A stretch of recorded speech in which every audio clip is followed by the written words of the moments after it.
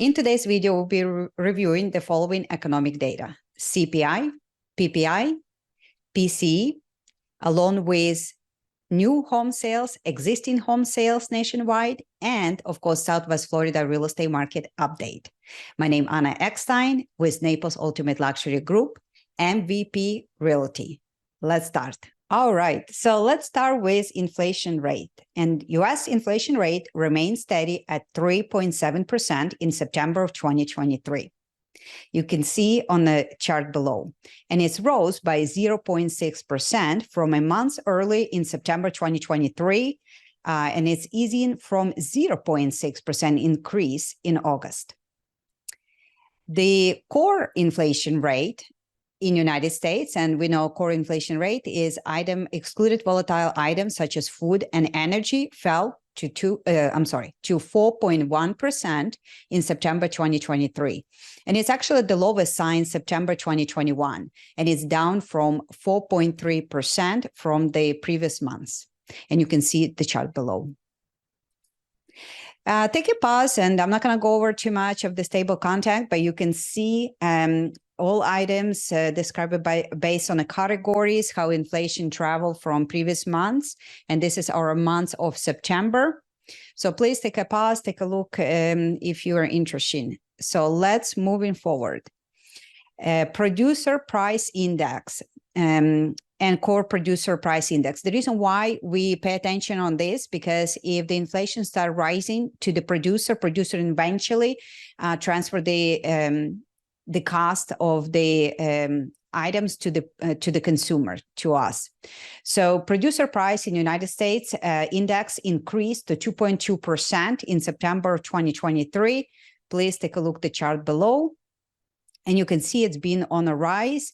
As we talk about in this channel, I said that the inflation has become very sticky. And I've been talking about this for many previous videos in the past. And the goal of Fed inflation percentage would be at 2%. And I think they will have a really hard time to bring inflation down to the 2%. So the core produce price index, excluding volatile items such as food and energy, is increased to 2.7%. And you can see the chart below. So PCE it's a personal consumption expenditure price index, and it's actually a Federal Reserve preferred gauge to measure inflation. And as we can see, the PCE PCE increased in the month of September to 3.4%. Core excluded volatile items such as food and energy rose by 3.7% in the month of September.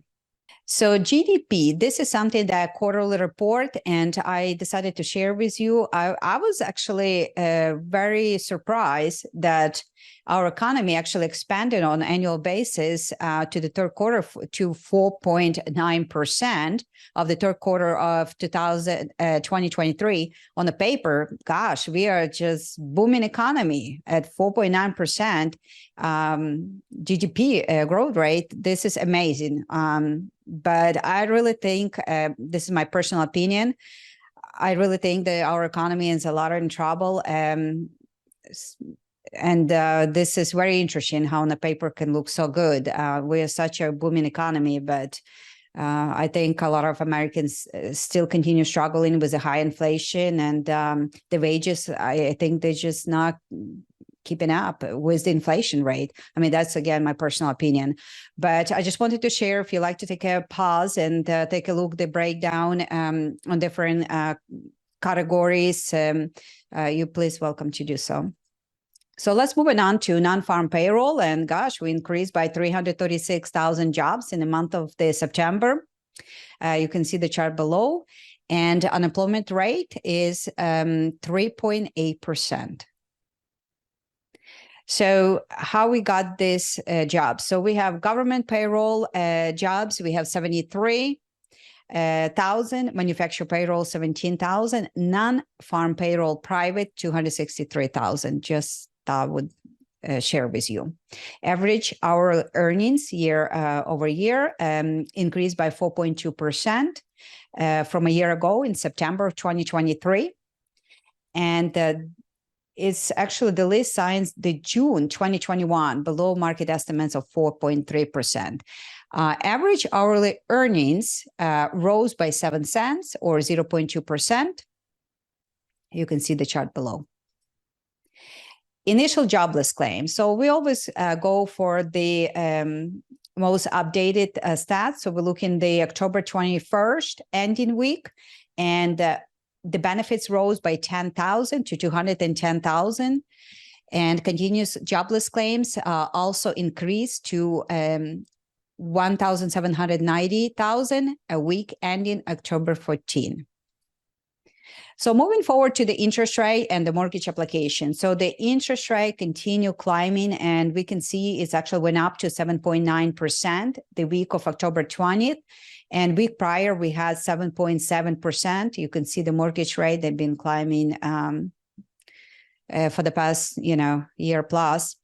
The application is fell by 1% for the week ending October 20th. And you can see the chart below as well.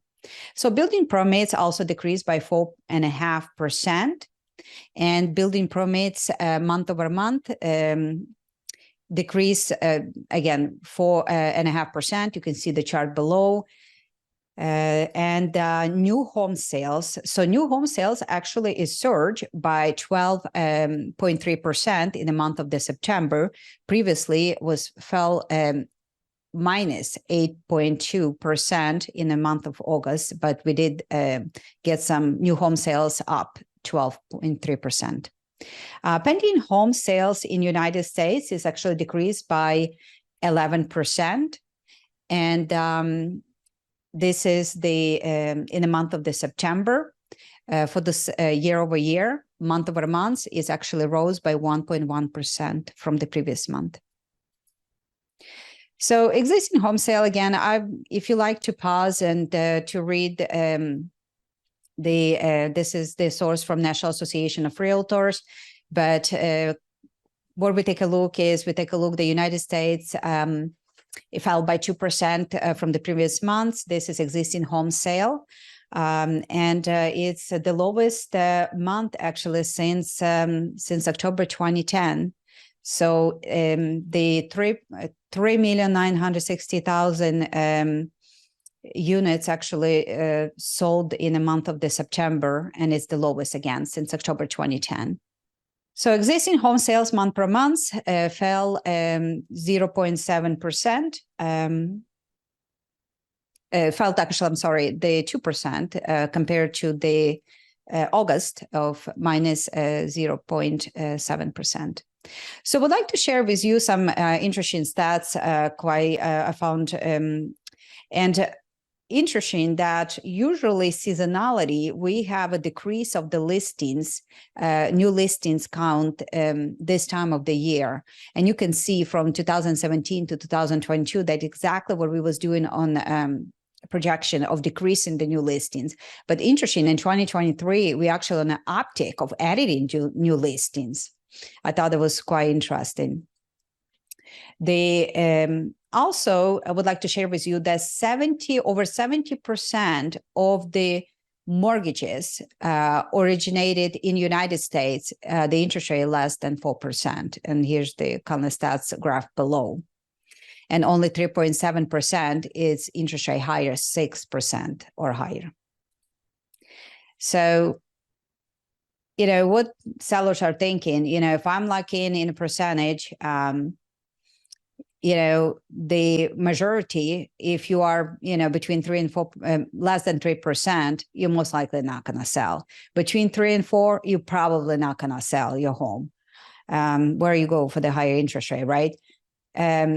Between 4 and 5, they must think hard before even considering the sell.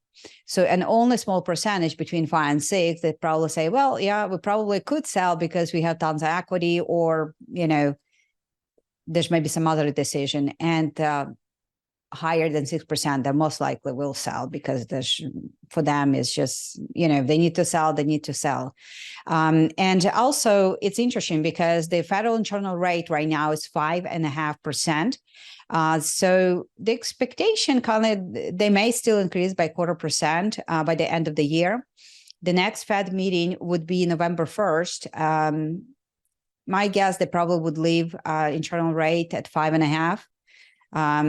The another meeting would be the December 13. And, they say, well, we're data dependent. So we'll see. We have quite a bit of economic data come out next week, and Fed meeting on the 1st. So that'll be interesting to see, what the comments will be, what the decision would be. Like, my guess will be probably they will stay with internal rate 5.5 and no increase, at least this meeting.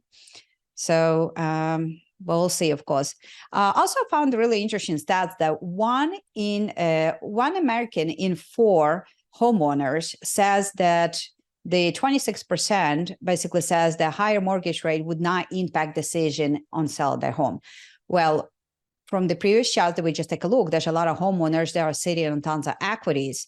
And this is where you can see, if we take a look 5 years worth of the home price changes in percentage in the home price, you can see that we're sitting 57.3% nationwide in home price appreciation. That's amazing. If you look the breakdown on different states, you can see individually, like we in Florida, 80%, a little bit over 80%, almost 81% in home price appreciation. Guys, just think about, this is just in 5 years.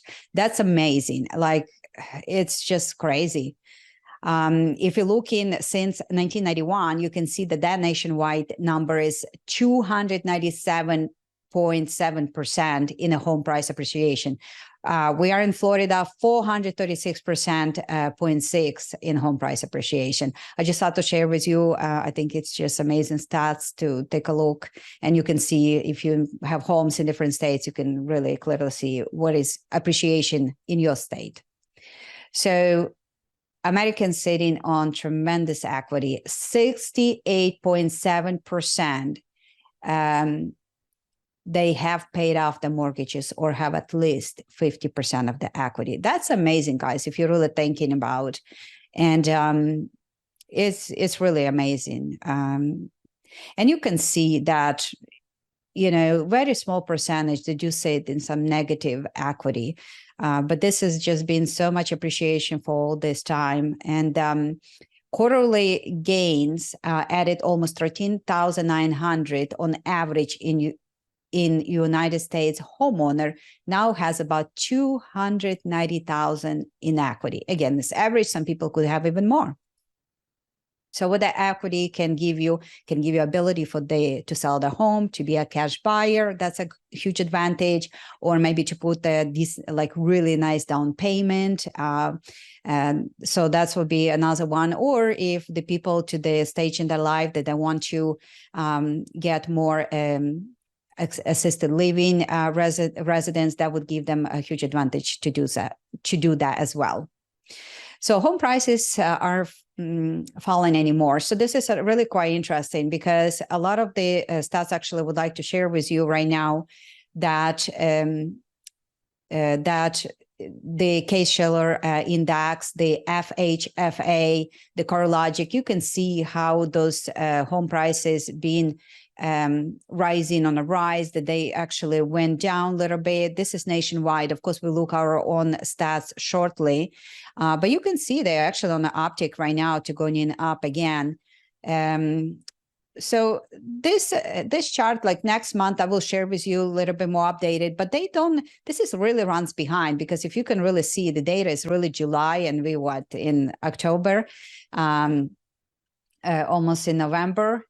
So it'll be interesting to see how moving forward all of this numbers means, because I think, like, if you take a look, the same thing, Zillow, Black Knight, the Freddie Mac, and you can pause this video, you can see they all kind of go with the same direction. The home prices is on the rise right now, but and this is like, it's a breakdown also. It's again based in the July, right? Home appreciation based on the region.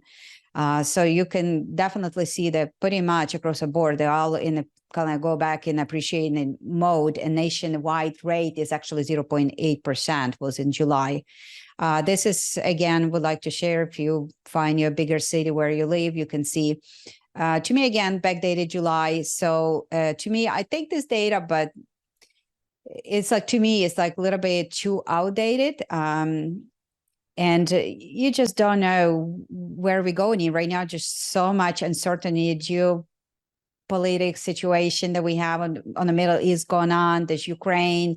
There's just so much economy and uncertainty in economy. I would say, I like to review the data, but then with so much uncertainty right now, I wouldn't like say, oh yeah, let's go to the moon with the home pricing. It's just interest rate being rising, and it's just so many factors that I would say, well, let's see month by month basis, because you just never know what the future holds. That's how I would take that as a personal opinion. But if you could take a look, the 2023 year-end forecast, a majority of participants, they actually predict the prices go to the moon as much as 6%. Zillow says, well, it's 5.5, and the only NAR says, well, not too fast, guys. So if there's also a survey that I like to share with you, it's actually 5-year price appreciation performance done. And, 2023 was still on the rise, 2024 slightly less, and you can continue to see and how everything go, and home appreciation continue to be in a positive direction. So again, like I've been talking about, I'm very like neutral person. I like to take a data and review and understand what's going on today. But as far as to predict the future, like something like this with so much uncertainty in the economy, I just think I like to take, like at this point in the stage of our economy, I think I like to take 1 month in a time and go from there. So that's how I approach. And here we go. So let's take a look at our local numbers, where we at. And if you're new to the channel, we always reviewing data for a following cities: Naples, Marco Island, Bonita Springs, and Estero. And we're reviewing a 30-day period. So now we take a look month of the September 2023, how that is comparable to what happened in 30 days ago, which in August, and what happened a year ago, which was September 2022. So we take a look at the active inventory, and on the bottom of each slide, you always will have explanation what that means. So active inventory is number of property listings active at the end of the month. So if we take a look single family homes, we can see that a year ago, compared to a year ago, we are up on an active inventory as much as 40% in Estero. Compared to 30 days, you can see that we are up in Bonita as much as 4% and down on Estero as much as 8%. The condos and townhouses, you can see that compared to a year ago, we are up on active listings as much as 74% in Marco Island. And we're up on active listings as much as 9% in Bonita and Estero. If we're moving forward and we take a look new listings, it's how many listings being added in the month of September 2023. And compare to a year ago, we can see Bonita gained as much as 26%, Estero lost as much as 8%. The 30 days, you can see that everybody is up as much, Marco Island 11%, and Estero is down by 17%. Compared to our condos, you can see that we across the board is up as much as Marco Island, 141%, and we across the board is up, the 30 days comparison, as much as 65% for a new listings in Marco Island. So moving forward, we will take a look month supply of inventory. So what that means that if you're a seller, if you put in single family home in Naples, on the market for sale, on average will take about 4.3 months to sell your home. And On the middle, you can see the data for different cities, so you can pause and take a look. And if we can compare overall, you can see that September we gain those months of supply, which means we have more listings, and that will expand our months supply as much as 67% in Estero. Compared to 30 days, it's kind of mixed. We have gained some months of supply in Naples and Bonita, and we lost some in Marco Island and Estero. Compared to the condo across the board, we gain, compared to a year ago, as much as 133% in Estero. And we gain across the board as well in as much as 12% in Estero. So the next slide is showing per listing. So what that means for us is what the buyer foot traffic is on the ground. So on the middle, you can see on average, if you put the single family home in Naples for sale, you will have 3.7 showing a month of September. And across the board, we have actually in Naples and Bonita Springs, we lost foot traffic as much as 32%. And in Estero, as much as 41%. We did gain a little bit of foot traffic as much as 4% in Marco Island. For the 30-day comparison, we actually lost foot traffic, buyer foot traffic, as much as 29% in Estero. Compared to our condominiums, we are lost foot traffic as much as 37% in Estero. But take a look in Marco Island, we gained some foot traffic as much as 71% in Marco Island. Compared to 30 days, we lost showing per listing across the board as much as 14% in Marco Island. So if we're going into a pending inventory slide, and I just would like to remind you that pending inventory, we consider anything that pending with contingencies or without contingency. So, and that would be considered as well active with contingency. That would be still considered to be a pending inventory. So even to anything that get actually executed contract, we will consider pending inventory. And you can see a number of the homes that actually got pending. Our single family homes, condos based on the cities. And you can see across, actually in Naples, Marco Island, and Estero, we gain pending inventory as much as 62%. Bonita lost 12%. In 30-day comparison, we actually lost some pending inventory as much as 54% in Marco Island. In Estero, we gained by 47%. For the townhouse and condos, you can see across the board, we actually gain pending inventory as much as 59% in Bonita. We did lose some in Marco Island as much as 7%. For the 30-day comparison, we can see that we did lose some pending inventory as much as 19% in Marco Island, and we gained some pending inventory in Estero by 13%. Medium percentage of the last list price. So how we can understand that? It's very simple. So if we, and this is from the last price, not from the initial price when the seller lists the property, it's from the last price, is the price before when pending. So let's say I list the property at 100%.